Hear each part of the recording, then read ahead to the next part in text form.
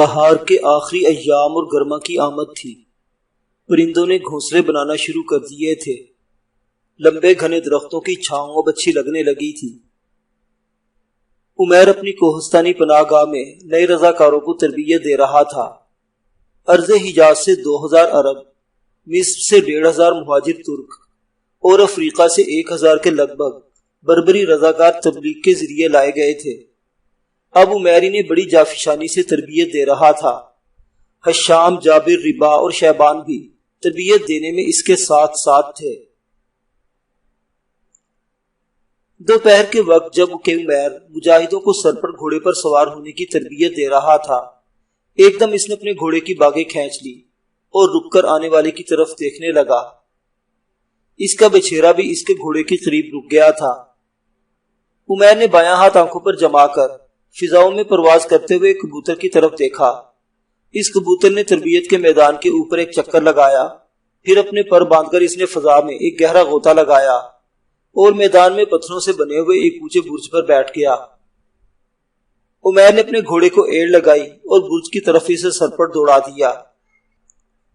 Shiban, حشام، جابر اور ربا بھی اس کے پیچھے پیچھے اپنے گھوڑے دوڑا رہے تھے۔ جب وہ برج کے نیچے آ کر گھوڑوں سے اترے تو ایک عرب برج کی سیڑھیاں اتر کر ان کے قریب آیا۔ اس کے ہاتھ میں وہی کبوتر تھا جو تھوڑی دیر قبل وہاں اترا تھا۔ شاید وہ برج پر پہرے پر کھڑا پہرا دے رہا تھا۔ عمیر کے قریب آ کر اس نے ایک کاغذ عمیر کی طرف بڑھاتے ہوئے کہا، میرے آقا، شمالی سرحد کے پاسبانوں کا پیغام آیا ہے۔ عمیر نے اس کا کاغذ لے کر کھولا اور پڑھنا شروع کیا۔ ایک شخص ہمارے مسکن میں داخل ہوا ہے، اپنے متعلق کچھ نہیں بتاتا، سالار اعلیٰ سے ملنا چاہتا ہے۔ اس کے پاس ایک خچر ہے جس پر ایک منقش چمڑے کا صندوق ہے۔ اپنا نام رکن الدین بیبرس بتاتا ہے۔ ایک آنکھ خراب ہے، بائیں ہاتھ سے تلوار چلاتا ہے اور چہرے پر نقاب ڈال رکھا ہے۔ بار بار ایک ہی بات کرتا ہے، مجھے موت کے مسافروں کے سالار اعلیٰ کے پاس لے چلو۔ 2 محافظ اسے قلعہ کی طرف لا رہے ہیں۔ پہرے دار نے ہاتھ میں پکڑا ہوا کبوتر ہوا میں چھوڑ دیا اور وہ فضاؤں کو چیرتا ہوا جدھر سے آیا تھا ادھر ہی روانہ ہو گیا۔ عمیر مجاہدوں کے پاس آیا، انہیں آرام کرنے کا حکم دے کر اپنا گھوڑا شمال کے رخ پر سر پر دوڑانے لگا۔ حشام، جابر، شیبان اور ربا بھی اس کے ساتھ تھے۔ عمیر نے چہرے پر نقاب ڈال لیا تھا۔ سنگلاخ اور ناقابل عبور چٹانوں سے گھرے ہوئے اپنے قلعے سے نکل کر عمیر اپنے ساتھیوں کے ساتھ 5 میل تک آگے آ گیا ہوگا کہ دریا نیرون کے کنارے اسے اپنے 2 سپاہیوں کے درمیان ایک شخص آتا ہوا دکھائی دیا۔ وہ ایک خوبصورت گھوڑے پر سوار تھا اور اس کے پیچھے ایک خچر تھی جس کی لگام گھوڑے کی زین سے بندھی ہوئی تھی۔ خچر پر ایک منقش چمڑے کا صندوق لگا ہوا تھا۔ عمیر نے دیکھا نووارد اپنے چہرے پر نقاب ڈالے ہوئے تھا۔ جب وہ ایک دوسرے سے قریب ہوئے تو مسکن کے ایک محافظ نے عمیر کی طرف اشارہ کرتے ہوئے اجنبی کے کان میں کہا، وہ سامنے ہمارے سالار اعلیٰ آ رہے ہیں۔ اجنبی گھوڑے سے اتر پڑا اور پیدل چلتا ہوا آگے بڑھا۔ عمیر بھی اس کی تعظیم کے لیے گھوڑے سے نیچے اتر پڑا اور اس کے بعد فوراً حشام، جابر، ربا اور محافظ سپاہی بھی اپنے گھوڑوں سے کود چکے تھے۔ اتنے میں شیبان گھوڑا دوڑاتا ہوا آیا، ایک ہی جس میں گھوڑے سے اترا عمیر کے قریب کھڑا ہو گیا۔ اجنبی قریب آیا، اس نے بھی اپنے چہرے پر نقاب ڈال رکھا تھا۔ عمیر کے سامنے آ کر وہ رکا اور اسے مخاطب کرتے ہوئے کہا، میرا نام۔ عمیر نے اس کی بات کاٹتے ہوئے کہا، یہاں آنے سے قبل ہی میں آپ کے متعلق بہت کچھ جانتا ہوں۔ آپ کا نام رکن الدین بیبرس ہے، قیچاق ترک ہے، آپ کی ایک آنکھ خراب ہے، بائیں ہاتھ سے تلوار چلاتے ہیں اور مصری فوج کے ایک امیر ہیں۔ بیبرس نے مسکراتی ہوئی آواز میں کہا، آپ کا جاسوسی نظام میری امیدوں سے کہیں زیادہ مؤثر اور منظم اور کارگر ہے۔ یقیناً آپ ہی وہ شخص ہیں جسے میں اپنا رہنما کہہ سکتا ہوں۔ عمیر نے فیصلہ کن انداز میں کہا، اگر آپ مصری افواج کے سپہ سالار فخر الدین یا اس کے معتمد خاص کمبر کے کہنے پر کسی مقصد کے تحت آئے ہیں تو آپ کو مایوسی ہوگی۔ وہ ہمیں اور ہم ان دونوں کو اپنے بدترین دشمن سمجھتے ہیں۔ اگر ان دونوں کا بس چلے تو ہمیں اس سرزمین سے باہر ہی نکال دیں۔ وہ دونوں منتقم مزاج اور خودسر ہیں اور مجھے ان پر اعتماد نہیں۔ وہ دونوں ایسی لومڑیاں ہیں جن سے اتحاد نہیں کیا جا سکتا۔ ہم بھولے بسرے لوگ ہی سہی، لیکن مذہب و ملت کا درد ضرور رکھتے ہیں۔ بیبرس نے چند قدم اور آگے بڑھ کر کہا، فخر الدین سے میرا بھی کوئی تعلق نہیں۔ کمبر میرا دوست ضرور ہے، لیکن میں اسے قابل اعتماد خیال نہیں کرتا۔ میں اپنے طور پر تمہارے ساتھ ایک اہم فیصلہ کرنے آیا ہوں، بالکل یوں جس طرح ایک بھائی اپنے بھائی سے ملنے آتا ہے۔ بیبرس نے اپنے ہاتھ مسافے کے لیے آگے بڑھایا، لیکن عمیر نے اسے کھینچ کر گلے سے لگاتے ہوئے کہا، اگر آپ بھائی بن کر آ گئے ہیں تو میرے گلے لگ جائیے۔ آپ دیکھیں گے ہم ہر مصیبت میں آپ کے پہلو و پہلو ہوں گے۔ اب آپ اپنا مدعا کہیے جس کے تحت یہاں آئے ہیں۔ بیبرس نے علیحدہ ہوتے ہوئے کہا، پہلے میری خچر پر لدے ہوئے چمڑے کے صندوق کو کھول کر دیکھو، پھر بات کا آغاز کرتا ہوں۔ عمیر آگے بڑھا اور صندوق کھولا۔ وہ سونے کی ڈلیوں اور جواہرات سے بھرا ہوا تھا۔ عمیر نے سوالیہ نگاہوں سے بیبرس کی طرف دیکھتے ہوئے پوچھا، یہ کیا؟ بیبرس اس کے قریب آتا ہوا بولا، میں ایسے بہت سے اور صندوق بھی یہاں لاؤں گا، انہیں میری امانت کے طور پر یہاں رکھتے جائیے۔ میرا دل کہتا ہے ایک ایسا وقت آئے گا جب مجھے تاتاریوں سے مقابلہ کرنے کو کہا جائے گا۔ اس وقت یہ جمع کی ہوئی دولت میرے کام آئے گی، اور اس سے میں ایک ایسی فوج تیار کروں گا جو وحشی تاتاریوں کا رخ موڑ دے گی۔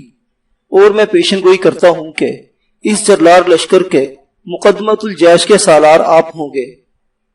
گو تاتاری ایک بار سمرقند سے دریائے سندھ اور ہرات سے لے کر موصل تک سارے علاقے خون کی ندیاں بہا کر واپس جا چکے ہیں، لیکن میں آپ کو یقین دلاتا ہوں وہ دوبارہ لوٹیں گے اور پہلے سے کہیں زیادہ مہیب اور وحشی ثابت ہوں گے۔ قبل اس کے کہ ایسا وقت آئے، ہمیں تاتاری سیلاب کے آگے مضبوط بند باندھ لینا چاہیے۔ جو دولت میں یہاں جمع کروں گا، اس میں سے آپ جتنی چاہے اپنے ساتھیوں کی تعداد بڑھانے پر خرچ کر سکتے ہیں۔ مجھے یہاں آ کر خوشی ہوئی ہے کہ آپ نے اپنے ساتھیوں کو لوہے کی لگامیں ڈال رکھی ہیں اور انہیں گھوڑے اور کمان کے بل جینا سکھا دیا ہے۔ بیبرس جب رکا تو عمیر نے پوچھا، آپ نے اتنی دولت کہاں سے اکٹھی کی؟ قاہرہ کے حماموں میں جو امیر کبیر عورتیں نہانے آتی ہیں، ان کے زر و جواہرات چراتا ہوں۔ قلعہ الموت کی جنت کا خزانہ بھی مجھ سے محفوظ نہیں۔ اس دولت کا کچھ حصہ میں نے بغداد سے بھی حاصل کیا ہے۔ عمیر نے بڑے شوق سے پوچھا، اہل بغداد کے حالات کیسے ہیں؟ بیبرس نے دکھ سے کہا، بغداد کے آسمان پر ابتلا کی گھٹائیں چھا چکی ہیں۔ اسلامی تمدن وہاں تھک کر چکنا چور ہو چکا ہے۔ وہاں عقابوں کے نشیمن میں گدھ پرورش پا رہے ہیں۔ وہ لوگ زندگی اور موت کے فلسفہ سے نا آشنا، اور ان میں زندہ رہنے کی کوئی صلاحیت نہیں۔ بغداد عالم اسلام کا ایسا چراغ ہے جس میں تیل ختم ہو چکا ہے۔ عمیر نے اداس لہجے میں کہا، اگر بغداد پر اسی طرح تباہی کی آگ اور مایوسی کا اندھیرا چھایا رہا اور ان کے افراد تاریکی میں ڈوبے رہے تو ان کا روز حساب قریب ہے۔ قدرت زیادہ دیر تک کسی قوم کی اجتماعی بے حسی برداشت نہیں کرتی۔ گدھ صرف وہاں آتے ہیں جہاں مردار ہو۔ آندھیاں ایسے درختوں کو اکھاڑتی ہیں جن کی جڑیں کھوکھلی ہو چکی ہوں۔ اگر اہل بغداد اب بھی نہ سنبھلے تو پھر قیامت تک سوتے رہیں گے۔ اس پرآشوب دور کے باوجود جبکہ عالم اسلام پر ایک مایوس کن جمود طاری ہے، میں آپ کو یقین دلاتا ہوں اگر ہم دونوں مل کر جاگتے رہے تو بہت جلد اس منزل کو پالیں گے جس کی ہمیں تلاش ہے۔ بیبرس نے عمیر کا ہاتھ اپنے ہاتھ میں لیتے ہوئے گرم جوشی کا اظہار کرتے ہوئے کہا، ہم دونوں کی منزل ایک ہے۔ ہم امید کی نئی روشنی لے کر اٹھیں گے۔ یقین کیجئے میری جبلت مجھے کھینچ کر آپ کے پاس لائی ہے۔ عمیر نے عقیدت مندی سے کہا، میں اور میرے ساتھی ایک عرصے سے ایسے رہنما کا انتظار کر رہے ہیں جو مسلم قوم کا نجات دہندہ بن کر اٹھے۔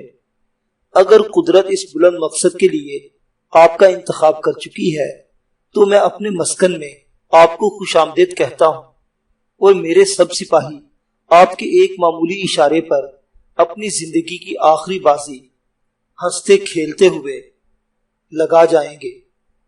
مجھے کسی عہدے کا لالچ نہیں، میں حجاز کا ایک معمولی ساربان ہوں۔ میں نے تلوار کی چھاؤں میں پرورش پائی اور اپنے مذہب اور ملت کے لیے لڑتا ہوا تیروں کی بارش میں ابدی نیند سو جاؤں گا، اور یہی میری زندگی کا حاصل ہے۔